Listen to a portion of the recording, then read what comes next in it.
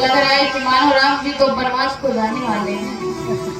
अब क्या, तो कितना बड़ा दुख पड़ा हुआ है। अब तो राम जी वनवास को जा रहे हैं। नहीं, विवाह है तो विवाह जैसा चेहरा भी बनाओ, चेहरे पे चमक होनी चाहिए, लगे ना कि विवाह में बैठे हैं। ऐसा ना लगे कि अब तो राम जी वन को जा रहे हैं, अब तो दशरथ जी की मृत्यु होने ही वाली है, सब एकदम शोक में डूबे हुए हैं। तभी देख लो 4 दिन से विवाह हो रहा है और आज भी विवाह जैसा मन नहीं, विवाह नहीं कराएंगे और पल भर की कथा ही है। 3 दिन से विवाह चल रहा है ना, 3 दिन से कहा जा रहा है कि कल विवाह होगा, कल विवाह होगा। 3 दिन से विवाह हो रहा है, आज चौथा दिन हो गया। तो इसलिए कम से कम विवाह जैसा चेहरा बनाओ। तो सब लोग जोर से जयकारा बोल करके बताएं कि नहीं सब जगह है, कोई सोया नहीं है। बोलिए मापति महादेव की, मैया भवानी की।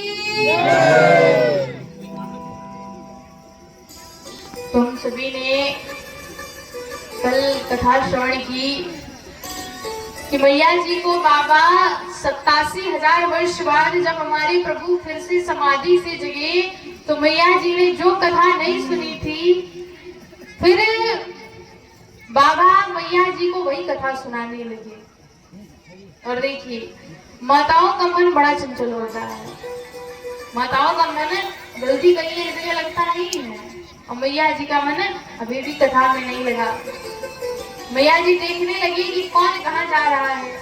मैया ने देखा कि सभी अपने वाहन को, विमान को सजा करके और बड़ा सुंदर तैयार हो करके और सभी लोग कहीं जा रहे हैं। मैया जी ने बाबा से कहा, प्रभु पहले कथा बंद करो, कथा बाद में सुनेंगे, पहले ये बताओ ये सारे देवता जा कहाँ हैं। और सब बड़ा सुंदर सुंदर तरीके से तैयार हुए हैं। तो प्रभु ये सब जा कहाँ रहे हैं? कहा, देवी ये सब आपके पिताजी के यहाँ जा रहे हैं। आपके पिताजी यज्ञ कर रहे हैं, उसी यज्ञ में ये सारे देवता जा रहे हैं। अब मैया जी भी कहने लगी जाने के लिए। बोले बाबा ने कहा, देखिए देवी, अगर किसी का अनादर करने के लिए किसी को ना बुलाया गया हो, मान लीजिए पड़ोसी से झगड़ा चलता हो और पड़ोसी के यहाँ विवाह पड़े और पड़ोसी पूछबे ना करे, आए चाहे ना आए, निमंत्रण नहीं आए और आप पहुंच जाए, तो वहां जाने से कभी कल्याण होने वाला नहीं है। बिना निमंत्रण कहीं नहीं जाना चाहिए। तो बाबा ने कहा कि देवी, आपके पिताजी ने हमें नीचा दिखाने के लिए हमें निमंत्रण नहीं भेजा है। अब देखिए, भोले बाबा दक्ष के दामाद हैं और दक्ष इतना बड़ा अभागा है कि दक्ष स्वयं ही अपने दामाद से ही बैर कर बैठा। बैर क्यों किया? जब हमारे भोले बाबा समाधि में थे, उसी समय ब्रह्मा जी ने देखा विधि विचार सब लायक, दक्ष न प्रजापति नायक। देखा दक्ष सब प्रकार से लायक है तो उसे प्रजापति बना दिया। और कहते हैं ना, मैंने कल ही बताया कि संपत्ति, सत्ता और विद्वता ये 3 ऐसी चीजें हैं कि जिसके भी पास ये तीनों में से कोई एक भी आ गया तो उसको अहंकार आ ही जाता है। तो जब दक्ष के पास पद आया तो पद के साथ साथ दक्ष को अहंकार भी हो गया, दक्ष को मद भी आ गया। एक बार देवताओं ने सम्मान समारोह बुलाया, उसमें दक्ष को बुलाया, सभी देवता लोग पहुंचे। जब दक्ष उस सम्मान समारोह में पहुंचा तो सभी देवताओं ने खड़े होकर के दक्ष को प्रणाम किया, लेकिन उस सभा में केवल 3 देव खड़े नहीं हुए, ब्रह्मा, विष्णु और महेश। दक्ष ने विचार किया कि चलो ब्रह्मा जी हमारे पिताजी हैं, नहीं खड़े हुए कोई बात नहीं, विष्णु जी भी हमारे दादाजी हैं, ये भी नहीं खड़े हुए तो चलो कोई बात नहीं, लेकिन ये शंकर तो मेरा दामाद है, इसे तो खड़े होकर के मेरा अभिवादन करना चाहिए था, ये क्यों खड़ा नहीं हुआ? और देखिए, इतनी छोटी सी बात के लिए दक्ष को ये नहीं दिखा कि सारे देवताओं ने खड़े होकर के मेरा अभिवादन किया, लेकिन दक्ष को ये दिख गया कि भोले बाबा खड़े नहीं हुए। उसी समय दक्ष उस सभा में कहने लगा कि यदि किसी सभ्य समाज में एक भी व्यक्ति असभ्य आकर के बैठ जाए तो वो पूरे समाज को मलिन कर देता है। अब देवता विचार करने लगे कि देवताओं की सभा में असभ्य कौन आ गया। देवताओं ने कहा कि महाराज यहाँ तो सब देवता बैठे हैं, देवताओं की सभा है, इस सभा में असभ्य कौन है।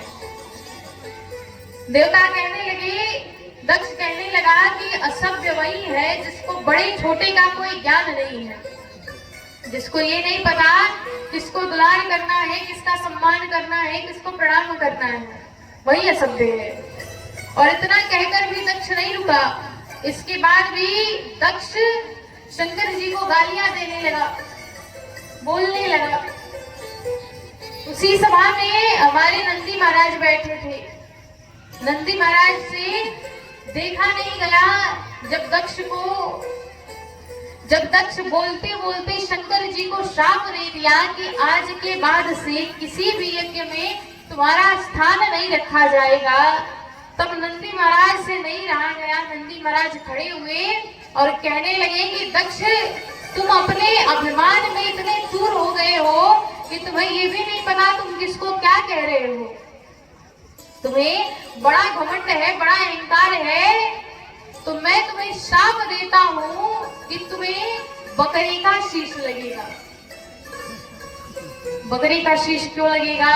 बकरा क्या करता है? जीवन भर मैं करता है, और अंत में उस बकरे की गति क्या होती है? अंत में लोग उसको काट देते हैं। ये बकरे की गति होती है। तो दक्ष को कहा कि तुम्हें बड़ा अभिमान है, बड़ा अहंकार है, तो जाओ मैं तुम्हें श्राप देता हूं कि तुम्हें बकरे का शीश लगेगा, और उसके बाद मैं करते रहना। उसी सभा में हमारे भृगु बाबा बैठे थे। अब भृगु बाबा खड़े हुए। भृगु बाबा कहने लगे, ये ससुर दामाद के बीच की बात थी, तुम बीच में क्यों बोले? वो अपना समझ लेते। अब भृगु बाबा कहने लगे कि मैं तुम सबको शाप देता हूं कि तुम शंकर जी के जितने भी गण हैं सभी पाखंडी हो जाए। अब सब गणों ने देखा, सबको शाप दे दिया। अब सब गण कहने लगे, बाबा नंदी महाराज ने श्राप दिया था। नंदी महाराज को कहते, हमें क्यों श्राप दे दिया? सारे गण खड़े हुए और कहने लगे कि आपको हम भी श्राप देते हैं कि तुम जैसे चातुकार ब्राह्मण के पास कभी भी लक्ष्मी नहीं टिकेगी। तुम ब्राह्मण सदैव भिखमंगे रहोगे, सदैव मांगते रहोगे। अब शंकर जी ने देखा ये सम्मान समारोह बुलाया गया है और इस सभा में सभी एक दूसरे को श्राप दिए जा रहे हैं। शंकर जी विचार करने लगे कि ये श्राप सभा लगी है कि सम्मान सभा लगी है। शंकर जी ने अपने सभी गणों को शांत किया। सभी गणों को लेकर के बाबा कैलाश पर्वत गए। इधर दक्ष ने भी अपने समस्त गणों को शांत किया और वो भी लेकर के गए। अब देखिए, उसी समय से दक्ष भोले बाबा से बैर कर बैठा और उन्हें अपमानित करने के लिए दक्ष ने यज्ञ प्रारंभ किया। उस यज्ञ में सभी को निमंत्रण दिया, सभी को भेजा, सभी को बुलाया, लेकिन उसने भोले बाबा को नहीं बुलाया। मैया जी भी हट कहने लगी। मैया जी कहने लगी, प्रभु हो सकता है हमारे पिताजी भूल गए हो, तो चलिए हम स्वयं ही चलते हैं। और वैसे भी प्रभु धर्म का कार्य है, यज्ञ में जाना है, तो इसमें निमंत्रण की प्रतीक्षा क्या करनी। बाबा ने बहुत समझाया, देवी मान जाइए, मत जाइए, वहां जाने से कल्याण होने वाला नहीं है। लेकिन मैया जी नहीं मानी। जब नहीं मानी तो बाबा ने मन में ही विचार किया कि हुई है वही जो राम रच गया था। हमारे आपके चाहने से कुछ होने वाला नहीं है, वही होगा जो ब्रह्मा जी आया और दो गणों के साथ मैया जी को विदा कर दिया। मैया जी अपने पिताजी के यहाँ पहुंची तो मैया बड़ी प्रसन्न है। हमारे पिताजी देखेंगे तो कहेंगे, अरे मैंने तो अपनी बिटिया को निमंत्रण भी नहीं दिया, मैं तो भूल गया, लेकिन मेरी बिटिया स्वयं ही चली आई। मेरे पिताजी बड़ा प्रसन्न होंगे। इधर दक्ष ने पहले ही सबको कह रखा था कि शिव से संबंधित यदि कोई भी आए तो कोई उनसे बोलेगा नहीं, जो भी बोलेगा वो मेरा शत्रु होगा। अब कोई भैया जी से बोल नहीं रहा, कोई भैया जी से कुछ पूछ नहीं रहा, कुछ कह नहीं रहा। भैया जी की बहनें आई, बहनें भैया जी से बड़ा मुस्कुरा मुस्कुरा के मिलने लगी। मुस्कुराने तक ठीक है, लेकिन जब अधिक मुस्कुराने लगे कोई तो समझ आइए कि उपहास किया जा रहा है। बहनें कहने लगी, अरे तुम्हें तो नहीं बुलाया, फिर भी तुम चली आई, और आई भी तो अपने पति को नहीं लेके आई, अकेली ही चली आई। मैया जी अपनी बहनों की बातों को सुनकर मैया जी पर कोई प्रभाव नहीं हुआ। तभी उनकी माता जी आई, और माँ तो माँ होती है। माता जी आई, बिटिया को हृदय से लगाया और पूछने लगी कि और बिटिया ससुराल में सब बढ़िया है, सब कुशल मंगल है। बिटिया से कुशलता पूछी।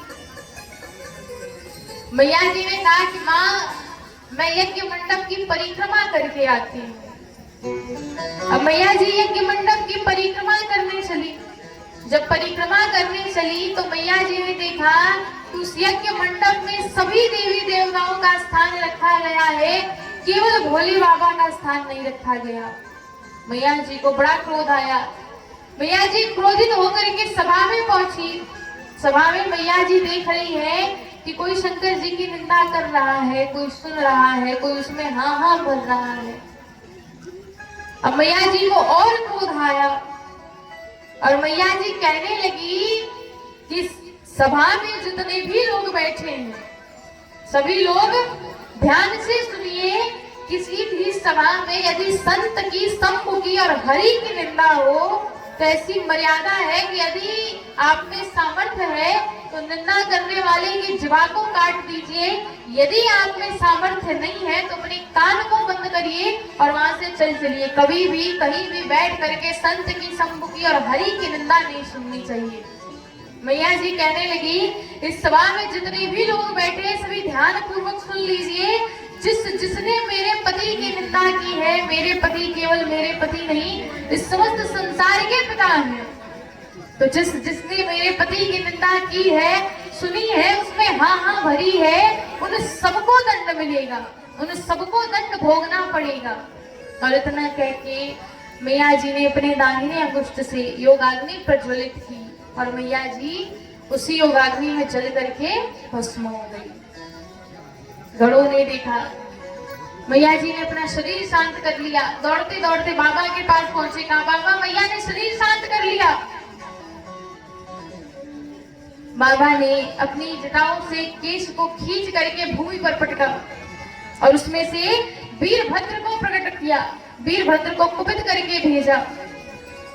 वीरभद्र आए और समस्त यज्ञ विध्वंस करने लगे। सभी विचार करने लगे, मैया जी ने शाप दिया है कि सभा में जितने भी लोग बैठे थे सबको दंड मिलेगा, तो सबको दंड भोगना पड़ेगा। वीरभद्र आए, समस्त यज्ञ को विध्वंस कर दिया। यज्ञ के जो यज्ञाचार्य थे भृगु बाबा, जब शंकर जी की निंदा हो रही थी तो बड़ा हंस रहे थे। वीरभद्र ने दाढ़ी पकड़ी और दाढ़ी को खींच के उखाड़ दिया। दक्ष के पास गए, दक्ष के शीश को पकड़ा, अपनी भुजाओं में बांधा और चारों तरफ घुमा करके दक्ष के शीश को पकड़ के उसके धड़ से उखाड़ा और उसी यज्ञ के हवन कुंड में उसके शीश को भस्म कर दिया। अब तो हाहाकार मच गई। अब सब सोचने लगे कि सबको दंड मिलेगा। मैया ने कहा है तो भोले बाबा सबको दंड देंगे। और देखो, भोले बाबा के क्रोध से यदि कोई रक्षा कर सकता है तो वो स्वयं भोले बाबा ही हैं, दूसरा कोई रक्षा नहीं कर सकता। तो सभी लोग सभा में मिलकर बाबा को पुकारने लगे, सभी बाबा को बुलाने लगे कि कर दो दीनों के दुख दूर।